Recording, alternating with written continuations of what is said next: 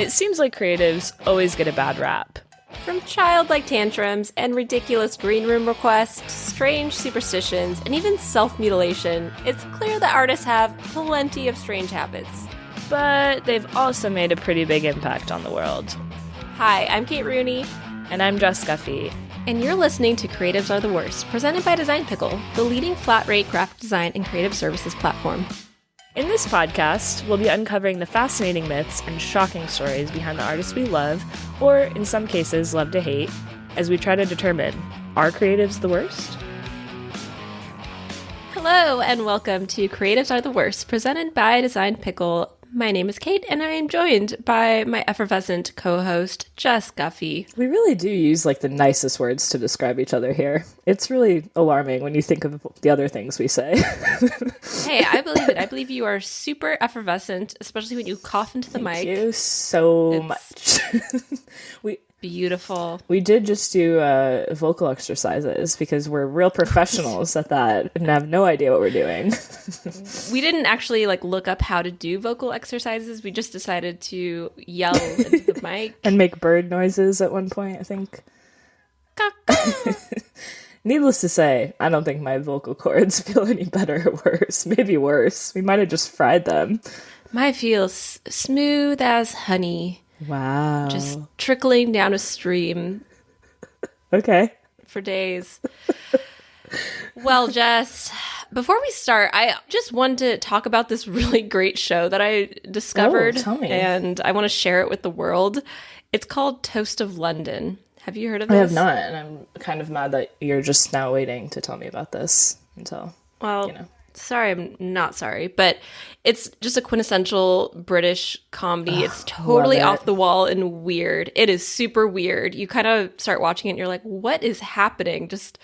It's about this actor in London and just him struggling to find work and whatnot. But I don't want to give away too much. It reminds me of Monty Python. Love and it brings me so much joy. So I want to share it with the world. Where can people stream it, Kate? Toast of London. Watch it on Netflix, which we are not sponsored by. Perfect. Thank you. Well, Kate, I have a story for you today. And I have to say, I went into this just kind of whatever. I'm excited to do this person, but I don't really know that much about them. I know enough, but not a lot. I'm not a fan of this person. And I definitely had, not a fan, just kind of indifferent. And I kind of felt like you did after the Martha episode. I really enjoyed learning about this person and their life and just everything that they've contributed that I think the world doesn't necessarily know. But I would also like to point out that because this person has been famous for decades, there's a ton of information about them, and this is all our own research and our opinions. You guys know the drill by now. But I had to pick and choose some stories for sure, because this person was very much in the public eye and continues to be talked about at least, so had to kind of pick my favorites. Ooh. So today, Kate, we will be covering Hollywood and cultural icon, the quintessential child of Tinseltown, the OG Princess Leia, Carrie Fisher. Oh, wow. Yay. Do you know anything about her? Do you know about her life at all? From what I recall, she's had quite a struggle in her life, especially with addiction and whatnot, but she kind of had a comeback. Obviously so sad that she passed away, but big fan. Not a Star Wars person by any means. I'm really glad you just said that because I haven't even seen Star Wars. I get yelled at all the time by various people about this. So if I misquote Star Wars or say something wrong about Star Wars, don't yell at me. I don't watch it. I don't know the stories. It'll be interesting, though, to come from a very unbiased opinion from someone who has not watched it. Agreed. Myself included. Yeah, because you've seen 2 movies, so... Hey, it's 4, okay? Oh, yeah, we upped it to 4, you're right. Maybe by the end of this, it'll be 6. Anywho, Carrie Frances Fisher was born on October 21st in 1956, Burbank, California, to Eddie Fisher and Debbie Reynolds. She said at one point, "I was born in California to simple folk. Just kidding. My father was a famous singer and my mom was a movie star." Yes. And it's true, her parents were known as America's sweethearts in the 50s. Very high profile relationship because they were both uber famous at this time. So when she's 2 years old in 1958, her brother Todd was born. And shortly thereafter, her dad decided, you know what? I'm over this family, and left her mom Debbie for Elizabeth Taylor. Oh, super cash. No big deal. Yep. Just Elizabeth Taylor? She of 20 million husbands, Elizabeth Taylor. Yeah. Yeah. Just racking them up. Yeah. Okay. And Carrie actually compared this situation later in her life to what happened with Brad Pitt, Jennifer Aniston, and Angelina Jolie, saying her parents were like Brad and Jennifer, and then Liz Taylor was Angelina Jolie, which pretty good comparison, I would say. So, yeah, needless to say, it kind of rocked their famous family a little bit. It was a pretty big scandal at the time in the 50s in Hollywood because they were so high profile. But when she was young, she did feel like she was pretty alone because obviously they had a lot of money and her mom was still a working actress and was trying to raise them, but her and her brother just kind of had to stay at home with nannies and didn't really get out much. But she showed an interest in books and poetry from a very young age and also felt like this would be a way to impress her father, but it ultimately never did. He didn't really care about what the family was doing. Oh, yikes. Her family also would call her a bookworm, but not in an endearing way. It was more like a haha, you're a bookworm, you're a nerd type of deal. Oh God, what are you gonna say? No, it's just like, that's so sad. I know. Have you noticed like this kind of shift in kids getting made fun of for being smart, but now it's like you're cool if you're smart kind of a deal? I mean, I don't necessarily pay attention to what the children of today are doing. You are probably more in tune with it with your nibblings, but I hope that's the case. No, I just get really self-conscious when children judge me. I think it's like it has shifted of like good, or maybe it's just that trope of the bully being, you know, teasing the nerds and whatnot. But now the nerds it's revenge of the nerds in 2021. It's about time. Let's hope so for society. Anyways, she said that words kept her company and were her first drug, so she really found comfort in reading, writing, poetry, which makes sense when you have a family that's not really that close and not really around. So as they grew up, she said her and her brother, quote, watched my parents' bright stars slowly fade. But that said, they still lived a really glamorous life because their parents had made a lot of money, so they lived pretty comfortably. She called her childhood home an embassy and said it looked like an embassy. Very self-aware. Yep. Her mom ended up getting married 3 more times, but nothing ever really stuck. And since she was away a lot working, Carrie said her brother and her would try to take advantage of time with her. So when she was home, they would both sleep in the room with her and like try to make it so that she didn't know. So Carrie would sleep on the floor by her bed and her brother would sleep over on the other side so where their mom couldn't see if she woke up. And then they'd get up and leave the room before she woke up in the morning. Yeah. She knew. She had to know, right? She had to. I hope so. But who knows? Her dad, Eddie, had a lot of career ups and downs and ended up getting married 5 different times. He also battled drug and gambling addictions as well as mental illness. And she would go on to have a strained relationship with him throughout his whole life. Especially because she didn't see him much growing up, so she didn't really have that foundation. And she once said, he defined me more by his absence than by his presence, which I think says it all. And I felt it was important to mention this at the top because obviously her childhood had a pretty profound impact on her. Yeah. So by 1971, she was 15, and her mom booked the Broadway show Irene, and she ended up pulling Carrie out of high school to join her and sing in the choir of the show. And Carrie was kind of hesitant, but then ended up really liking it and had a really good experience there. And then by 1973, her mom wanted to bring, quote, respectability to the family. So she sent Carrie to the Central School of Speech and Drama in England. And Carrie really didn't want to go at first. She was like, why am I going across the pond to learn about this stuff? This seems weird. But she ended up saying it was some of the best times of her life because she just got to be a student, and it was one of the only unexamined parts of her life. Interesting. I didn't know that she was kind of pushed into Hollywood and acting. Makes sense that she was kind of against it and just wanted to be with her books and poetry. Yeah. Carrie? So she spent obviously that time in England, and she credits this experience for, quote, the weird little English accent I had in Star Wars. What? Does she have an accent in Star Wars? I did watch a few clips, and it seems like she floats in and out, kind of like Madonna. She floats in and out of this little kind of English, kind of like old South accent. It's really funny now that we know she makes fun of it too. So in 1975, she had her film debut. It was the movie Shampoo, terrible movie name, with Goldie Hawn and Warren Beatty. And a couple years later, in 1977, she is cast in Star Wars. Wow, that happened so fast. Yeah, so she kind of just rocketed straight from her debut to Star Wars, which is crazy to think about. Was the sequel to Shampoo called Conditioner? Oh my god, you're so proud of yourself right now. You were so excited to say that. I could barely get that out without laughing Kate's myself. giggling like a child right now. Yeah, Kate, I'm pretty sure it is. I think we should make it if it's not. Cool. Glad we cleared that up. So it's 1977. She's cast in the role of Princess Leia, and they ask her to lose weight. They even sent her, the production team, sent her to what she called a fat farm, and she returned at the same size and was super paranoid throughout filming that she was going to get fired because she returned at the same size. Now, I don't know if you've seen like clips or anything of Star Wars, but she's tiny.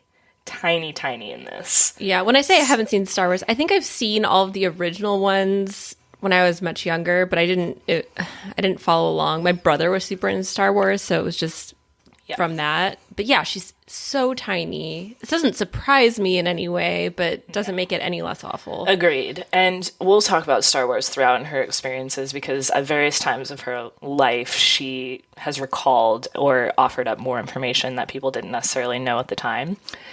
But this is kind of where she started battling body dysmorphia. How can you not? Honestly. Wait, so by this point, she's what, like 20, maybe? She's 22. Oh, okay. So young. So it's not great. 21, 22. This role, though, was largely called her breakout role because obviously it shot to international success. The film made more than $775 million worldwide. Wow. Which I didn't calculate what that is in today's numbers, but I'm pretty sure it exceeds $1 billion. Mm-hmm. It exceeded everyone's expectations. No one really knew how it was going to be accepted. And she said that she knew before it was released that it was going to be a hit and that everyone on set, all the actors and actresses and set crew, knew it was going to be a hit, but it was George Lucas that didn't believe it. Not surprising. We could probably do a whole other episode on him. There is a funny anecdote as well about the iconic white dress. And apparently they told her that you can't wear any sort of undergarments under that dress because George Lucas said, quote, "You can't wear a bra because there's no underwear in space." Yeah, I've heard that quote before. Okay. There's also lightsabers aren't a real thing. So do you want to go there?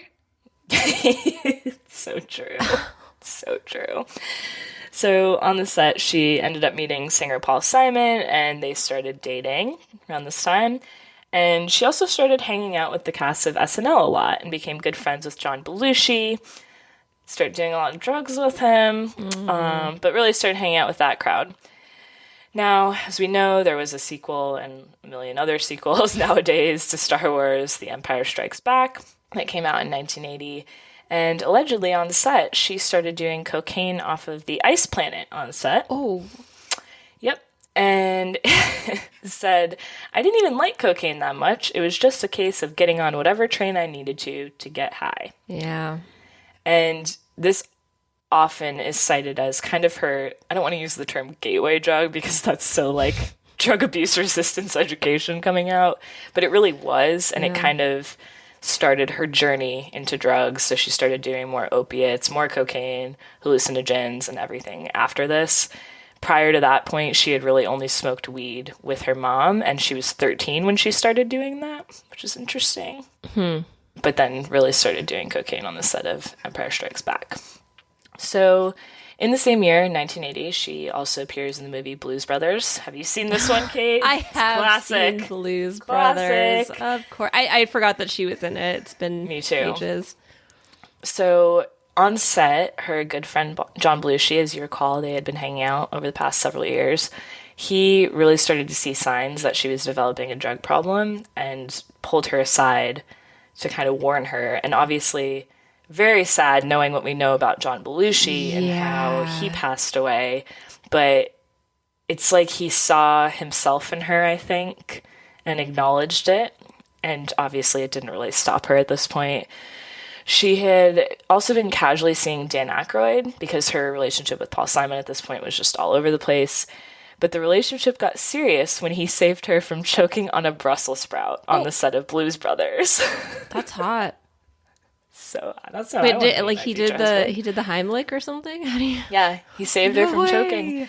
And it's kind of, I mean, the backstory is he had been encouraging her to eat because she was rail thin at that point. And so he was like, here, eat something, like trying to save her, kind of. So I think she realized that once he saved her from actually dying on a Brussels sprout. Man. So yeah, they got really close after that. He ended up proposing on set. And then she broke off the engagement to get back together with Paul Simon. So all over the place with men. Any of this. Oh my gosh. Yeah. PSA, Brussels sprouts can be choked on.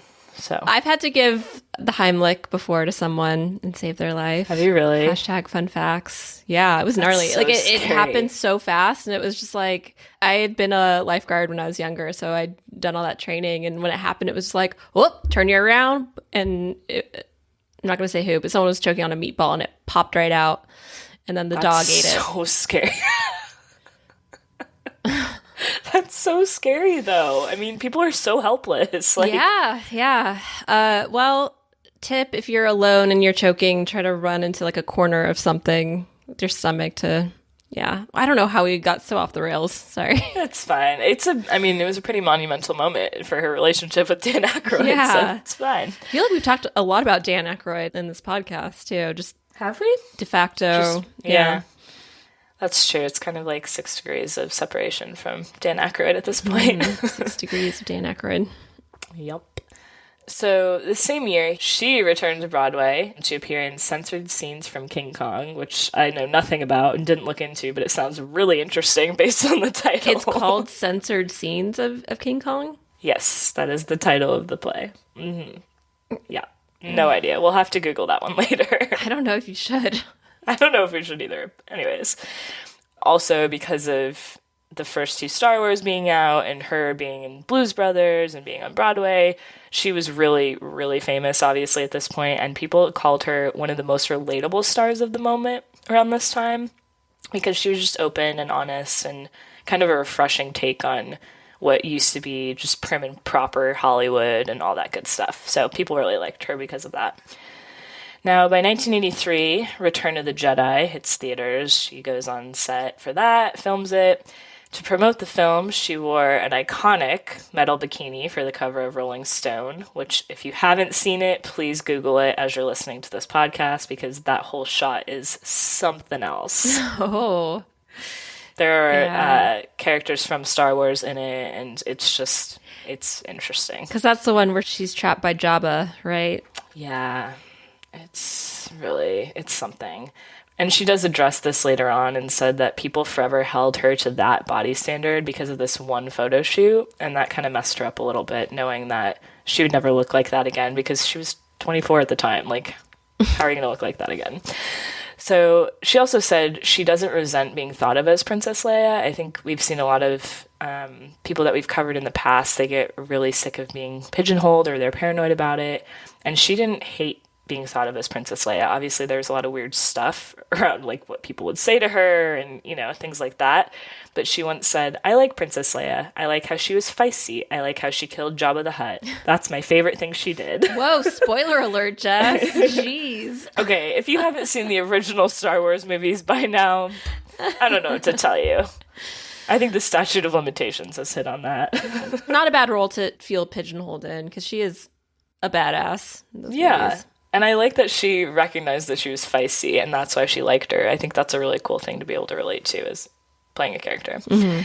She also appears in another Broadway play at this time called Agnes of God, another very strange name, no idea what it means. She also decides to marry Paul Simon this year. So, as we know, I kind of hit on it, but they were very up and down. They did not stay married for very long, just around a year. And something that people don't really know is during this marriage, she had an ectopic pregnancy, which are very, very dangerous. And he wasn't really around at all during that, which really hurt her feelings, and she didn't feel supported. It was described as he was very cold and aloof and wasn't really present for her at this time. And she ended up losing the baby and was extremely ill after she had the surgery.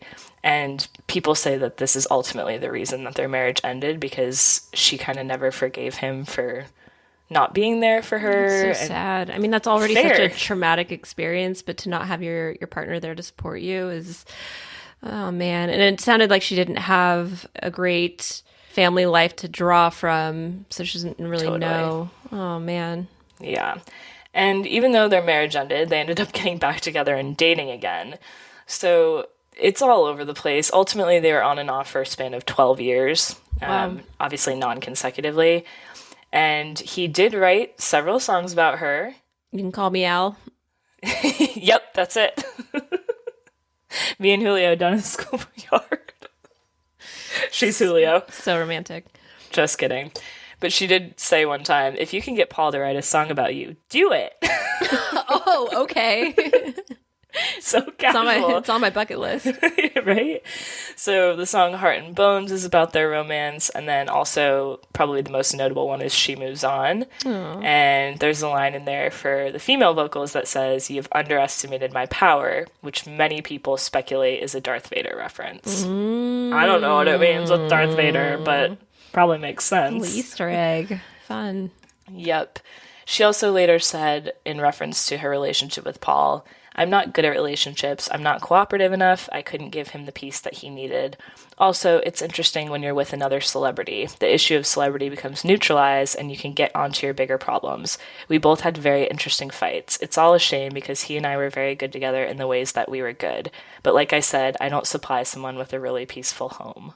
Aw. I know. It's not your fault. Right? And that's kind of, we'll see that theme in all of her relationships. She kind of puts the blame on herself, which, it's not your fault, Carrie. It wasn't your fault. It wasn't your fault. Now, it's no surprise around this time that she was really, really struggling with alcohol, drugs, and depression. I mean, take into consideration all her life events over the past couple of years. She breaks off an engagement, she loses a baby, and she gets divorced. And it's a lot. So in 1985, she suffers from an accidental overdose and enters rehab for the first time. She has looked back on this experience and said in an interview with Larry King, R.I.P. by the way, "I didn't like illegal drugs. I liked legal drugs, so I liked medicine. I liked the philosophy of it. You're going to feel better if you take 2 or 8 of these, and I always wanted to feel better." So it really does seem like her drug addictions just came out of wanting to feel better, and she genuinely thought these things would make her feel normal or whatever the case was.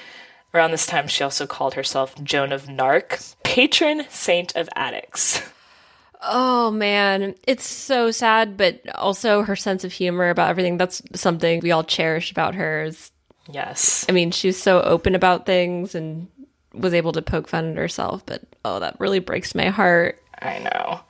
And I think through it all, I mean, obviously if you're in rehab, it's probably really easy to look around and try to blame someone. But she has never once blamed her family or the fact that she grew up in a broken family home or the pressure of being a celebrity for her issues. She said, "It's always been my responsibility. If it was Hollywood to blame, then we'd all be dope addicts." Yeah. Fair. Yeah. And like you mentioned, Kate, she didn't really have a great support system at the time. Her relationship with her mother was quite strained, and a lot of people speculate, and in fact they've both kind of alluded to this, that it was because they felt competition with one another in the realm of fame. because her mom was still trying to be famous at this time, and obviously she was in the limelight a lot. So just kind of a weird power struggle dynamic between the two of them, and they just weren't really close. Well, especially when you mentioned that Debbie Reynolds had kind of pushed Carrie into acting. It was almost like those stage moms trying to live vicariously through their children, but then there's a flip at some point, or if your child does find success, there is probably some jealousy and competition. Yeah, and let us not forget, I mean, she said her and her brother watched her parents' stars slowly fade. So if her mom's desperate to still stay in the spotlight, I can see where that would cause some competition in probably an unhealthy way. Especially after you've just appeared in the 3 original Star Wars movies and you're on top of the world. Yeah. That's crazy. No kidding. So not great for her. But this year she was diagnosed with bipolar, which she kept quiet at first. We'll touch more on that throughout this episode. So once she got out of rehab, I just wanted to share this story because I think it sums up her wit and her sass in such a good way. She gets out of rehab and she's set up to go to dinner with 2 senators, so Senator Chris Dodd and Senator Ted Kennedy. And she describes it as like not really knowing why, and we don't really know how this dinner got set up. But she didn't know anything about Chris, and Chris just assumed she was, quote, the cute little actress who had played Princess Leia. So they're eating dinner, and Senator Ted Kennedy just randomly, out of nowhere, goes, "So, do you think you'll be having sex with Chris at the end of your date?" Excuse me? And Chris was smiling, and his face was all flushed, like not necessarily embarrassed, but like kind of playing along. And Carrie says, God bless, "Funnily enough, I won't be having sex with Chris tonight. No, that probably won't happen. Thanks for asking, though." Hold up. Was she just set up as like an escort for these senators or what? There's not a lot of information. I just thought her response was so It funny. sounds like it. What? Yeah. No, I don't think that's happening. Goodbye. Thanks for asking, though. I'm going to say that to in people the now. hell? Oh my So gosh. weird. So weird. So we go forward a little bit to 1987, and this is when she gets back to her roots. She published her first novel, Postcards from the Edge, and it went on to become a New York Times bestseller. It was a semi-autobiographical, that is such a long word. Oh, you killed it. Thank you. Tale of a show business mother and daughter. So note semi-autobiographical. So lots of truth injected in here. We don't really know what's true, what's not, other than what she's told us later. But she did say in an interview with her mom, "If anything, my mother taught me how to thrive. That's my word for it. She would go through these amazingly difficult things, and the message was clear. Doing the impossible is possible. It's just not fun." Thrive. I'm going to use that now. I love that. Yeah, I'm getting that tattooed on my forehead now. Have we all not been thriving in the past year? It's so true. Oh, I love know. that. Such a great thing. But yeah, I think it's clear here. I mean, she really did admire her mom in a lot of ways around this time. So I don't think the whole book, I haven't read it, but I don't think it's a slam against Debbie. It's just honest. Yeah. What they're looking like. So by the late 80s, though, she kind of bounced back after her rehab stint. I think the book probably gave her just a new look on Hollywood and what she wanted to do. So she appears in a slew of successful supporting roles, which turned around some of the flops she had earlier that I didn't even bother to mention because they're not worth it. But she appeared in When Harry Met Sally, Woody Allen's Hannah and Her Sisters, a movie called Soap Dish. So if you recall, we have shampoo and soap dish now. Squeaky clean. Very clean. Another movie, The Burbs, some TV appearances, etc. So she's back in the public eye. Now, in 1990, the book was adapted into a screenplay with Meryl Streep and Shirley MacLaine. She's the one that adapted it. Oh, I didn't know that. And yeah, it was nominated for 2 Academy Awards and 3 Golden Globes. And this is really what launched her career as a script doctor. So I want to talk about this for a second because I think a lot of people, myself included, had no idea that she had this whole second career, right? Nope. So for those listening, a script doctor is generally an uncredited writer who's called in to fix or improve movie scripts. So exactly what it sounds like. So she became, and she was often described around this time, as one of the most sought-after script doctors in town. What? And if you think about it, I mean, she's written her whole life. She was really into books and poetry. So now she's using that and using that creativity. And people would often bring her in to improve the female characters. Oh my gosh. So she was once asked what it takes to fix bad dialogue in a film, and she said, make the women smarter and the love scenes better. My jaw is on the floor right now. I know. This is crazy. There's a hilarious subreddit called Men Writing Women, and it's all like, oh my God, excerpts of just, men trying to write women, and it's just painfully bad, everything. Oh, I love that you just mentioned that. I'm going to have to go in a rabbit hole later. Yeah, they could have used Carrie Fisher. Wow. It totally makes sense given her love for reading and literature. Totally. She probably always wanted to do that. Good for her. Yeah. So to Esquire, I mean, I say yeah, but to Esquire at one point she said, it's a good job, but not a job I was looking to get. So she kind of fell into it. But just to name some of her alleged works, because again, it's all uncredited, so we don't really know the number that she actually helped. But here's what we think so far. It's Hook, Sister Act, Last Action Hero, Lethal Weapon 3, The Wedding Singer, So I Married an Axe Murderer, Intolerable Cruelty, and more. So I Married an Axe Murderer. I love that movie so much. Heads, pants, now. Oh my gosh. So we know that she's funny, but it sounds like she helps with a lot of comedy films. Hook, too? Wow. The Wedding Singer? The Wedding Singer. I love that movie. So, yeah, like I said, we don't really know the full extent, but these are ones that we're 99% sure Say she no helped more. with. That's amazing. Yeah. So it is around this time, even though she's kind of killing it as script doctor, her screenplay is nominated for awards. She does split for good from Paul Simon at this point, and it's because they were in the Amazon together, and they were doing hallucinogens, as one does in the Amazon, and she had a vision while she was high of being pinned down by Paul's brain, and so when she came to, she was like, nope, I'm out, and then they never were back together after that point. Goosebumps. Yep. Ayahuasca. Ayahuasca. You have to whisper it when you say it. Yeah. Ayahuasca. Ayahuasca. And with that, let's take a quick break. Hey, Jess, how does a cucumber become a pickle? I don't know, Kate. How does it? It goes through a jarring experience. Oh, boy. Okay, that joke is the worst, but you know what's not the worst? The world's leading flat rate creative services platform, aka Design Pickle. That's right. With a flat monthly fee, unlimited requests, and unlimited revisions, Adobe source files, we could go on and on. Design Pickle is an award-winning graphic design and creative services company. And you know what? Our listeners can get $100 off their first month of any Design Pickle plan by using the promo code WORST, all caps, at checkout. The promo code really should be BEST, because that's a sweet deal. True that. That's a better joke. So, a week after she splits from Paul Simon, she starts dating talent agent Brian Lord. Just a week after. Oh, Lord. It's fine. After 12 years, we're just going to wait a week and then jump right in. Always seems like a good idea. So they're together, and in 1992, she has her daughter, Billy, which I think is the cutest name for a girl. Oh my gosh. Soup's cute. And in 1993, she writes another best-selling novel called Delusions of Grandma. Is this fiction or nonfiction? Loosely based on her life. Okay.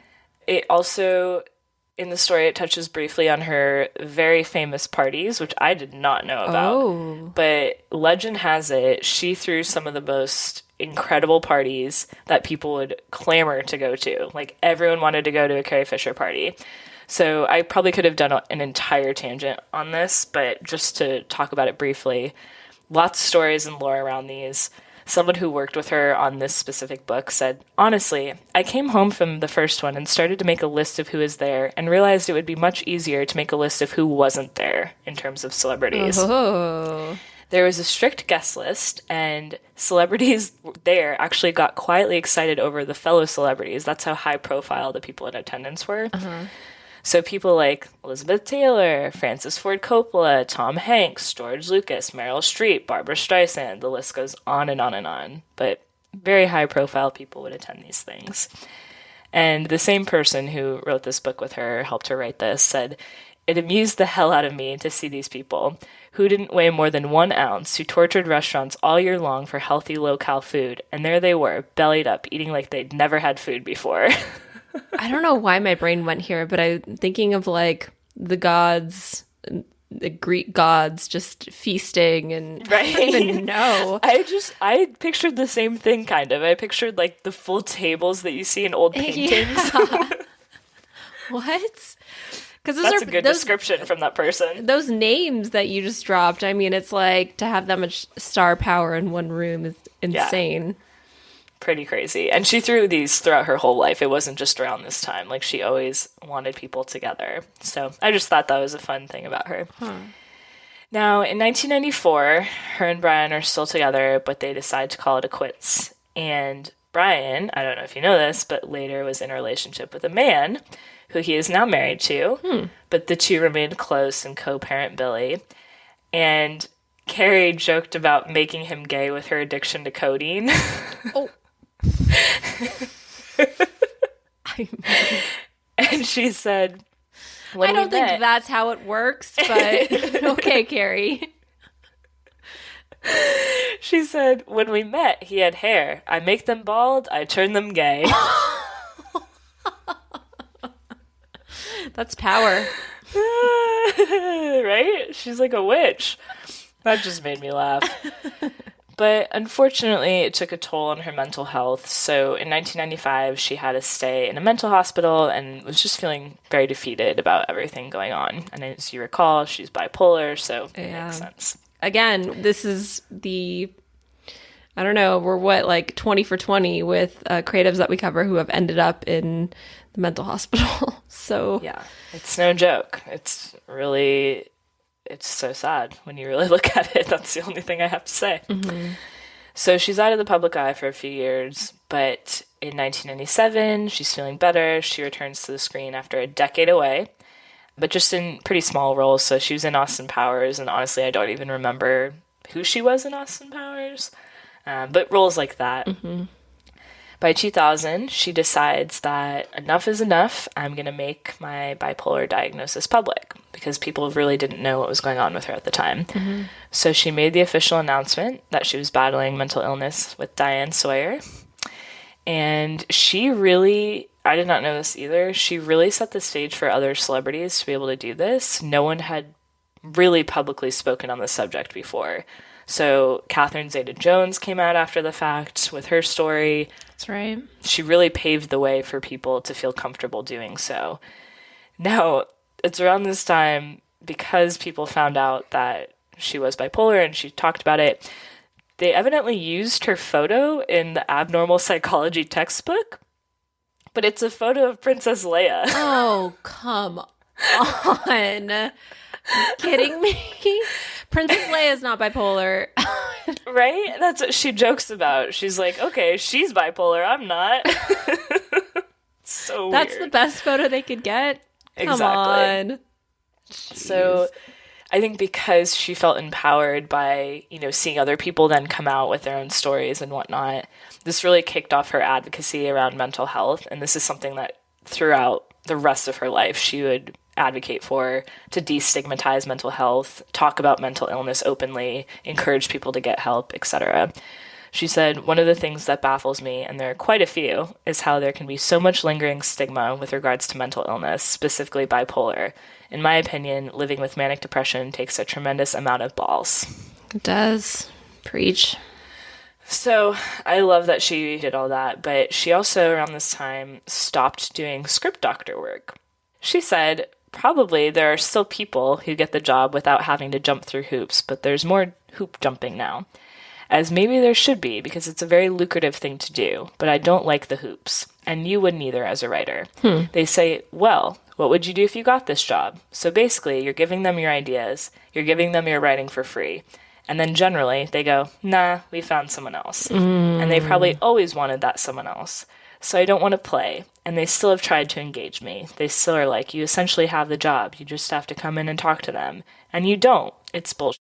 I don't like being treated like that, and no one does. Wow. So I thought that was pretty powerful. And I think it is. Also, she's taking a stance on this because she's had successful novels now and is getting her word out there without having to be involved in these scripts. So she's like, you know what?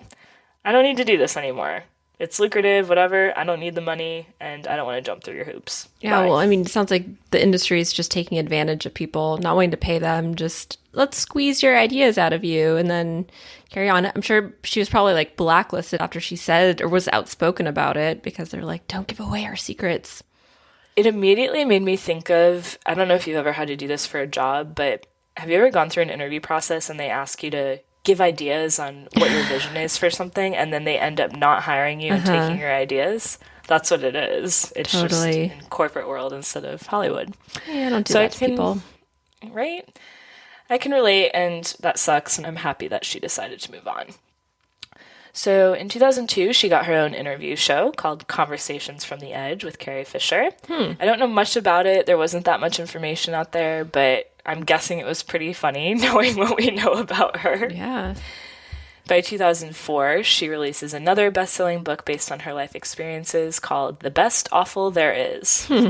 This one focused more on mental illness and tried to paint it both in like a hard truth light, but also a comedic way. So she really tried to balance the two out to further destigmatize mental illness, specifically bipolar, as we know. And later in 2004, she was awarded the Women of Vision Award for her impact on the film industry from Washington, D.C. So we're starting to see the awards trickle in. Now, in 2006, she puts on a one-woman show called Wishful Drinking, and it has absolute rave reviews. She's really good at titles, whether it's books or her theater. Every title, I'm like, oh, that's so clever. I love it. Wishful Drinking? Like, who thinks of that? I love it. Now, it's a one-woman show. It's her first stage work in decades, and apparently she used to get terrible stage fright. In an interview one time with the New York Times, she said she wanted to return because she finally found her instrument, which was her voice and being herself.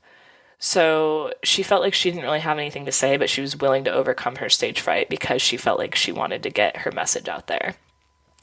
And her biographer said later that it surprised her the most that she was returning to the stage because she would hear the calls that she would have with people in the middle of the night asking them to come over because she couldn't be alone. She never wanted to be alone, which I think resulted in her stage fright.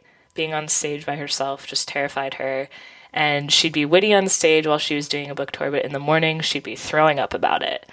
So, like, I feel like we've seen this in some of the other creatives we cover, or at least I've just reading about stage fright, and it seems like it really never goes away if you have it. It's just kind of using that energy and that anxiety you have and translating it. But just speaking personally, I get terrified speaking in front of people and going on stage. I can do it, and I think I can do it fairly well, but that... confirmed. But you never feel fully comfortable with it. It's still scary no matter what. Just hearing that someone who's had massive success still gets it and kind of push through her fear in an extreme way. Well, I'm so afraid of being on stage that I'm going to do this performance by myself without having other actors on stage with me. That's amazing. Right? It's like the most extreme you can go. You don't have anyone else to save you, and you hate being alone. So putting yourself out there. And I was thinking a lot about this because it's so mind-blowing to me that people can be comfortable on camera and doing weird things for movies and being on the set. But then when it comes to being in front of a live audience, it really is a totally different vibe. Completely different ball game. So in a way, I really do understand it, and I empathize with that feeling because it sucks. You just feel like you're being judged the whole time. So because this was so successful, it got rave reviews. People loved it. It was talked about for a really long time after, and it was actually turned into a book. So she wrote a book based on this one-woman show. Obviously, it was also a bestseller because she writes nothing that isn't a bestseller at this point. And in 2010, HBO released an actual performance that they recorded of it as a documentary. Now, I have to say, I watched it yesterday to prepare for this episode, and it is fantastic. Oh, okay. I got a lot of information from it, but also her self-deprecation and the way she handles herself, it is hysterical. So if you like this episode, please go watch it and support her because, wow, just wow. So this documentary was nominated for both an Emmy and a Grammy being for the spoken word component, which is interesting. Huh. And in this year, her father ended up passing away. They ended up on pretty decent terms. You know, it was always complicated, but Carrie really tried to make the best of it towards the end of his life. And he had a bucket wish, not a bucket list, to have one more adventure with a prostitute. Wait, what? Yep. Have a, if that gives you any indication. A what kind of adventure? One last adventure with a prostitute. Okay. And, I mean, he's old at this point, and Carrie really actually tried to fulfill it for him. She joked that she looked on Craigslist for prostitutes and all this stuff, but ultimately it was never fulfilled, unfortunately, for Eddie Fisher. So sad. Oh, no. Yeah. Kate's so disgusted. Well, I mean, like, he abandoned his family and just fucked off. But my last dying wish to have an adventure. Yeah. Hey, daughter, can you fulfill this for me? What in the hell? I know. It's sad because he died. Sorry. Okay. No, but she tells some pretty funny stories about him in the documentary, so you'll enjoy that piece of it. As we recall, I mean, he battled mental illness, addiction as well. So I think as he got older, she probably saw why he wasn't with the family and, like, probably understood it a little bit more, so it was okay trying to reconcile with him. Sure. So in 2012, she releases yet another book and another great title. It's called Shockaholic.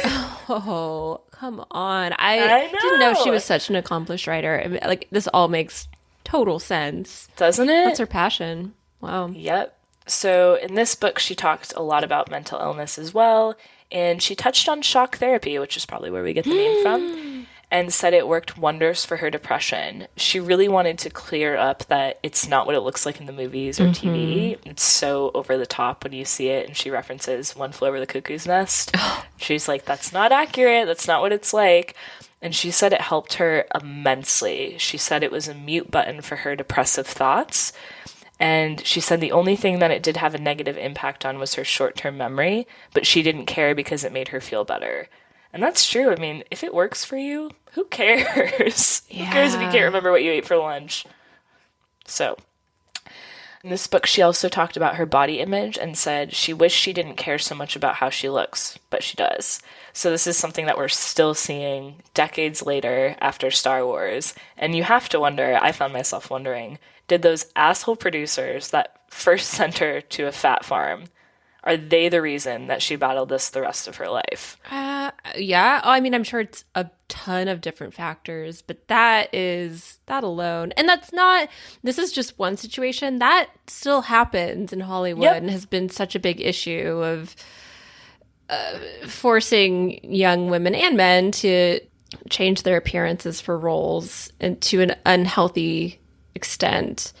But my God, to send someone away to a just the term fat farm is so gross. Yeah, it's horrible. But then you add on, like, I mean, bipolar and everything. Like, I think she would have struggled it already too. Just lots of things going against her for that. It's so sad.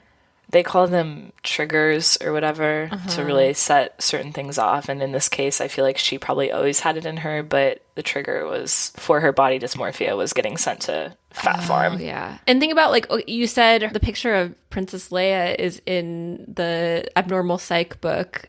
That's the point of reference that people are going to be looking at even later in your life. You're like, I don't really look like that. That's not real. And she always ended up joking about it, like I said. I mean, she talked about it in books and interviews and everything that she appeared on, she would address it because I think people really did. And we see this with a lot of people we cover. People hold them to unrealistic standards for their whole careers. And, like, at the end of the day, these people are human. They're going to make mistakes. They're going to gain weight. They're not going to be 24 forever. You know what's so sad to me, too, is she's clearly such a talented writer across, I mean, novels and films and everything. and she was kind of forced into limelight to be on camera and whatnot. I wonder how her life would have been different if she just was able to kind of stick to writing, where you're not in the limelight. People aren't as focused on your visual appearance or physical appearance. And I don't think she ever regretted being on camera, is how she talks about it. But I do think she recognizes that it did have a different impact on her than it would have been if she just stuck to writing. Mm-hmm. So she also said about this book, over the years, writing about having bipolar did help me to be able to talk about my illness in the abstract, to make light of it. That's my way of surviving, to abstract it into something that's funny and not dangerous. I just thought that summed her up in a really good way in her sense of humor. So in 2015, she returns to Star Wars with J.J. Abrams as the director, and this broke a wide array of box office records, as you probably remember. People were so excited to see it back in action. Now, in 2016, I feel like usually in our episodes, we kind of get through all the crazy stuff in the middle, and then we kind of wind it down at the end. I left one kind of crazy story for the end, so here we go. Oh boy. She writes her memoir called The Princess Diarist. Oh, come on. Another great title. I know. Love it's it. not okay. So this is based on the diaries she wrote while filming the original Star Wars movies in the 70s. She had actually forgotten that she wrote these diaries, and she was renovating her bedroom to make it bigger. She found boxes beneath her floorboards, and it contained a bunch of stuff. But her writing was in there, and these journals, diaries, whatever you want to call them, were also in there. And she immediately remembered when she saw them, oh, I documented all of this. So she said she was so shocked at how insecure she was, and this is kind of a theme throughout the memoir. She also recalled heavily being one of the only females on set, including the crew members, and said, I think I sort of felt isolated. I didn't really have anyone. I didn't confide in men. Well, I didn't confide in anyone then.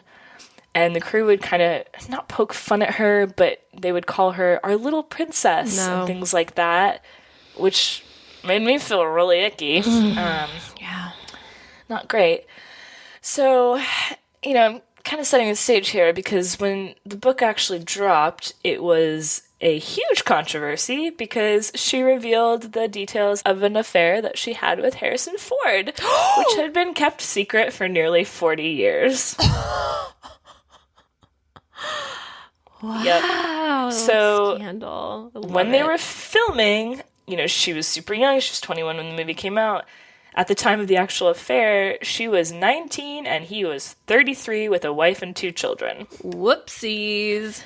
Whoopsie-daisy. Yeah, not great. A lot of people also, I think the expectations were that they were going to get some behind-the-scenes info about the making of Star Wars and what it was like to work on the films. But it was just all her personal stuff, airing out her dirty laundry. Dude, I want to read this. Getting it out in the open. And it really did focus more on her insecurities as a teenage actress and her painful feelings about the relationship with Harrison Ford and moments that she was taken advantage of as a young woman in Hollywood. Mm-hmm. So, story goes that one night, there's a party, I think it was to celebrate George Lucas's birthday. She got drunk and kind of had a self-aware moment where she realized she shouldn't be drinking in this kind of environment, but she kept drinking to fit in with everyone, the cast, crew, etc. Uh-huh. Several men tried to remove her from the party and kind of engulfed her. And Harrison Ford jumped in to try to save her and made comments to the guys like, how dare you, you should be better than this. And then proceeded to make out with her just after scolding the others for their intentions. And that's how the affair started. I'm horrified right now. Yeah, it continued for about 3 months. And I just want to read a quick excerpt from her journal because it's very powerful. She said, "We have no feeling for one another. We lie buried together during the night and haunt each other by day, acting out something that we don't feel and seeing through something that doesn't deserve any focus. I have never done anything quite like this. I sit patiently awaiting the consequences. I talk, walk, eat, sleep, patiently awaiting the consequences. How can a thing that doesn't seem to be happening come to an end? George says that if you look at the person that someone chooses to have a relationship with, you'll see what they think of themselves. So Harrison is what I think of myself. It's hardly a relationship, but nevertheless, he is a choice. I examined all the options and chose the most likely to leave no emotional investments. Never love for me, only obsession. Someone has to stand still for you to love them. My choices are always on the run. Mic drop. Yep. My heart is broken right now because I think about this is so not related to our podcast anyway, but there is something with like young women, and when they're sought after by much older men, you might think like, oh, he really likes me, I'm so mature, but it's such a manipulation. And especially hearing that I was at a party when he came in as her white knight and she's drunk and you take advantage of her. I just... Yep. Ooh, I need a moment. It's important to note, too, I mean, there's so much information now, and she's spoken publicly on it since then. I could probably, again, have done an entire sidebar on this, maybe an entire episode on this, but I just wanted to stick to the basic facts that we know and that she's said from her own mouth. And she did say that she sent the manuscript of the book to Harrison Ford and said that he could take anything out that wasn't comfortable for him. Like, you've gone through all of that and you're still asking for his permission? Just do it! But he ended up never commenting on it, so I think either he realized it was pretty f***ed up or didn't want to get in the way of it, didn't want to make a bigger ass of himself, who knows? Never ended up commenting. The fact that, well, I'm not like pop aficionado, but... Do you remember hearing about this in the news at all? About their relationship? Oh, okay. But I wasn't a Star Wars fan, and I'm still not, so I didn't really pay attention to it, to be honest. I wonder if that was like a PR move, like just don't address it, ignore it. She's mentally ill, so we're just going to act like that didn't happen. Yeah, I'm 100% guessing that's what happened. They probably just didn't want to engage because she's so outspoken that she would have told people if he commented on it, so he probably was like, well... better to just let it ride out until the next news cycle. So, according to an interview her brother Todd did with Vanity Fair, I guess her mother had no idea that the affair had happened before she wrote the book and really disapproved of her writing about it. And she regretted it after the book was published and told her mother, "You were right, I shouldn't have told that story." Now, I disagree because I think it's important to tell those stories and like speak your truth. And I don't really know why her mother was so upset about it because she's not the one that had an illicit affair with a much older dude. So I don't know, Debbie. Don't know about that one. Debbie. Yeah. So around this time that this all happens, good is still going on. Harvard actually awarded her an Outstanding Lifetime Achievement Award in Cultural Humanism for her activism around addiction and mental illness. And they said her activism advanced public discourse on these issues with creativity and empathy, which just sums it up in a really nice way, I think. Yeah. In her acceptance speech of the award, Carrie said, "I've never been ashamed of my mental illness. It never even occurred to me to be ashamed. Many people thank me for talking about it, and mothers can tell their kids when they're upset with the diagnosis that Princess Leia is bipolar too." I'm going to cry. I can't. I know. With a lot of celebrities who do have that big role, they might want to shy away from it, but she knows, like, no, people look up to Princess Leia, so I'm going to use it for good. I'm going to use my powers for good. I love it. What a woman. Outside of her activism for these specific issues, she also was fighting the Me Too movement before it was even a thing, before it was called Me Too. So, quick story, she found out that her friend Heather Ross, an actress, was told by an unnamed producer that she'd never make another movie in Hollywood after refusing his advances. Tale as old as time, unfortunately. So Carrie, sent the producer a Tiffany gift-wrapped box containing a cow's tongue. And it was accompanied by a note that said, "If you ever touch my darling Heather or any other woman again, the next delivery will be something of yours in a much smaller box." Queen! She is Queen Leia now. Yeah. What? Yeah, I loved that story. I had to put it in here. She is beyond this world. Just... was always too good for this world, apparently. What? So, amazing. And I hate that I even have to go into this part, but one more quick thing, but just even the way that letter is written is so beautiful. Like, I know it's such a threat. By the way, we don't condone violence. That's not what we're here for, but what an eloquent way to to threaten someone. It's all implied. She doesn't outright say it. Oh, it's all man, implied. that is straight out of The Godfather. Put it on a t-shirt. Just kidding. Don't do that. So I really, like I said, I hate that we have to even talk about this, but in December of 2016, she suffered a massive heart attack while on a flight from London to California, was rushed to the hospital. She remained in critical condition and ultimately ended up passing away 4 days later. May the Force be with her was trending all over social media. And in a family statement on behalf of Billy, they said, "She was loved by the world and she will be missed profoundly. Our entire family thanks you for your thoughts and prayers." Now, the coroner's report said she had a mixture of drugs and alcohol in her system when she suffered cardiac arrest, but the cause is largely undetermined because there was so much going on. Like, she has this massive cardiac incident, she has drugs in her system, she has alcohol, so they never could really determine the specific cause of what ultimately made her pass away. Billy said after her mother's death, "My mom battled drug addiction and mental illness her entire life. She ultimately died of it. She was purposefully open in all of her work about the social stigmas surrounding these diseases. I know my mom. She'd want her death to encourage people to be open about their struggles. Seek help, fight for government funding for mental health programs. Shame on those social stigmas, and those are the enemies of progress to solutions and ultimately a cure. I love you, Mommy." Which made me so teary-eyed when I read it. Well said. Woo. Well said. Now, lightening it up again because Carrie was such a fun person. Her ashes were buried in an urn shaped like a Prozac pill.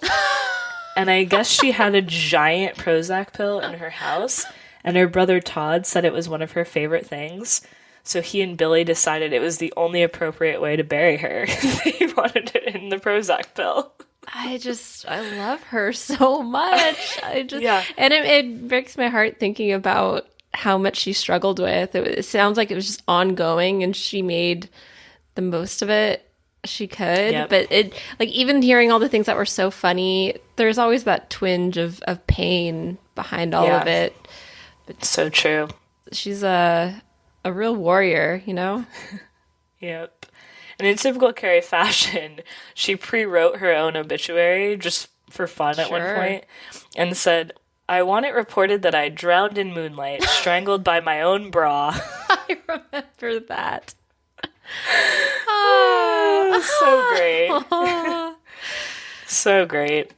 And as you probably know, and as many people probably know, a day after she passed away, her mother and her family were making funeral arrangements. And before anything happened, her mom said, "I miss her so much. I just want to be with Carrie." And a few hours later, she suffered a life-ending stroke. So they had a lot of issues, but ultimately, at the end, they were super, super close.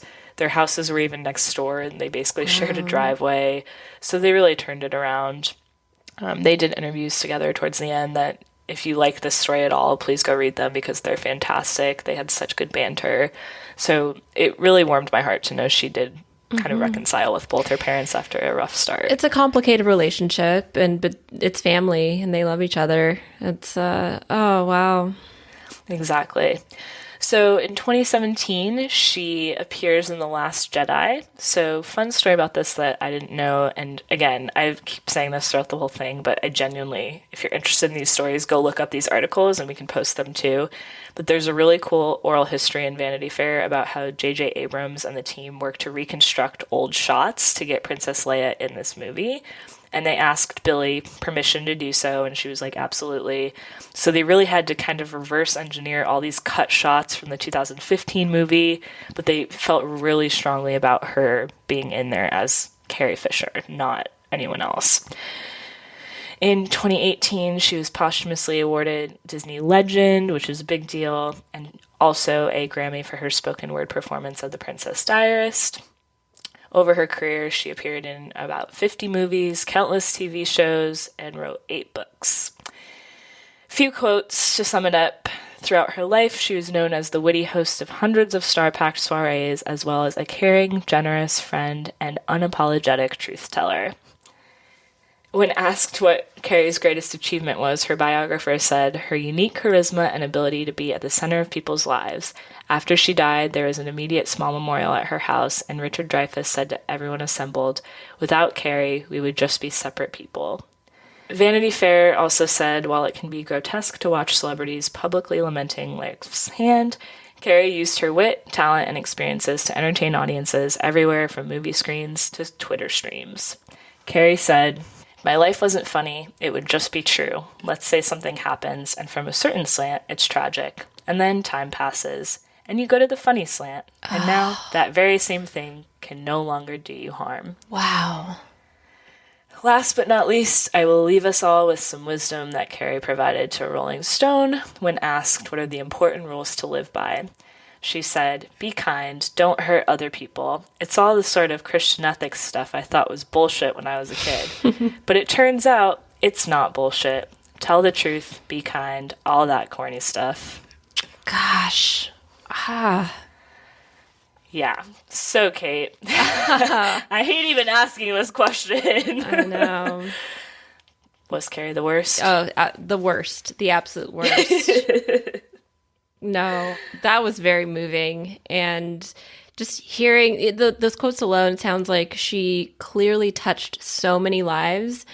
And I feel like she's a friend. You know what I mean? Just hearing you talk about this, she sounds like someone we would be friends with. And it's really heartbreaking to hear all of the stuff that she battled with, but also inspiring to hear how she turned things around and made a voice for others. It's so powerful. So powerful. We talk about her being in Star Wars and how that catapulted her career, but also keep in mind Star Wars was filmed, what, 70s? Yeah. Such a different time. Her being alone on set, that was the norm. Her being isolated from everyone. Thank you for sharing that with me and on this podcast. I'm just blown away. Thank you, Carrie Fisher. We love you. Thank you, Carrie. Well said. I can't even add anything. I think the biggest takeaway for me was she was so much more than Princess Leia. I think we talked about it in the podcast, but people get pigeonholed, and I think she just kind of broke free of that, told her truth, and never apologized for it, and that's something we should all aspire to do. So thank you, Carrie. You are a real inspiration, and I am going to watch your documentary again because I was laughing my ass off. I want to. I want to read her books. Just hearing the miscellaneous quotes, she is a brilliant writer, so I can only imagine that her books are just next level. Totally. Wow. That was We will amazing. drop everything mentioned in the show notes for everyone so you can experience Carrie Fisher on your own time. But if you have anything else that you wish we would have covered, or you have a Star Wars story, or how Carrie Fisher helped you realize something over your life, let us know at podcast@designpickle.com.